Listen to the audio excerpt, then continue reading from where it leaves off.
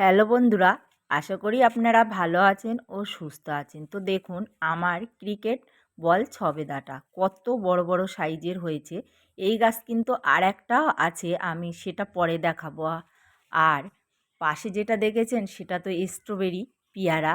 তো দেখুন আমি আজকে আপনাদের দেখাচ্ছি ছবেদা গাছ। যতই প্রত্যেক ছাদ বাগানীদের থাকে, তবে ছবেদা কিন্তু একটা প্রিয় ফল। আর যেহেতু আমার কিন্তু প্রচুর প্রিয়, তো দেখুন কত সুন্দর ছবেদাটা হয়েছে। আর আমি একটা জিনিস যেটা আজকে আপনাদেরকে দেখাচ্ছি, আমার গাছে ছবেদাও আছে, বড় সাইজের ছোট সাইজের, আবার কিন্তু ফুল চলে এসছে। তো এই গাছের পরিচর্যা কিন্তু সবসময় একটু খেয়াল করে করতে হবে। আর এই সময় অবশ্যই পটাশ জাতীয় খাবার দেবেন।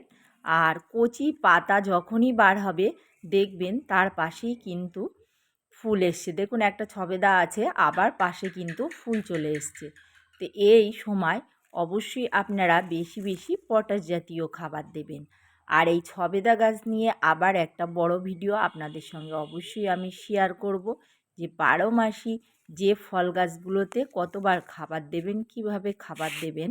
তো দিলে আপনারা প্রচুর প্রচুর ছবেদা পাবেন। তো এইভাবেই আমি কিন্তু করছি। আর এখানে দেখুন ডিমের খোসা, প্রচুর ডিমের খোসা আমি কিন্তু গরমের এর সবজি গাছ বা ফল গাছের জন্য রোদ্দুরে দিয়ে দিয়েছি। আর এখানে যে আমার জলপাই গাছেও কিন্তু ফুল চলে এসছে। তো যখন একটা গাছে ফুল আসে বা সেই গাছ থেকে আমরা ফল পাই, তখন কিন্তু আমাদেরও ইচ্ছা জাগে আর একটা নূতন গাছ আমরা ছাদ বাগানে